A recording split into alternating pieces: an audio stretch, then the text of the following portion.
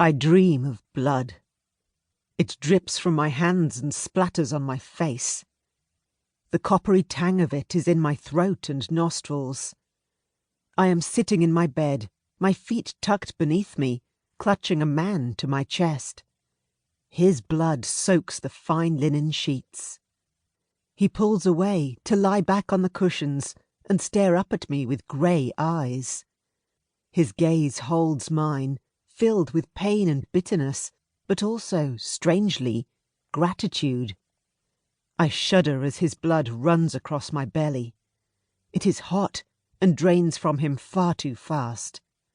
The light in his eyes dims as his spirit departs. I do not know who he is. I only know that I love him more than life itself, and I have killed him. I woke to a hand on my shoulder, shaking me gently. "My lady!" It was Isnofret, one of the women who attend me. The other two, Charis and Sadi, stood behind her. "It is time to leave." As I rose from my bed, the dead man's face was still fresh in my mind. He had blonde hair, which curled around his ears in soft wisps, yet we Egyptians are dark-skinned, with ebony hair and midnight eyes. I wondered who he was. I hoped I never found out. In my dream, my heart was breaking, even as I slid the knife into his belly. I felt like I died with him as his blood soaked my bed. I held him in my arms during his final shudders, and once his spirit was gone, I kissed his face and closed his eyes. There is another ending to my dream, one which comes to me almost as often as the first. In that version, the man lives. He smashes rocks with a heavy mallet. Sweat drips from his brow. I see only a glimpse of this future, nothing more than a moment. Is he building something? Clearing rubble? Ever since I was a young girl, I had dreamed of different futures.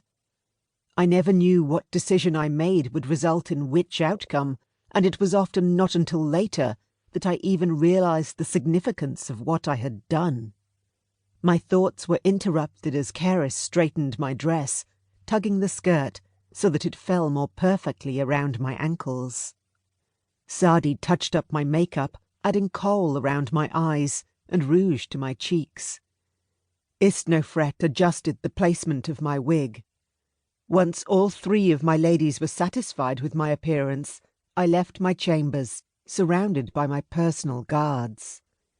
Isnofret and Charis trailed behind, chattering quietly between themselves, while Sadi remained behind.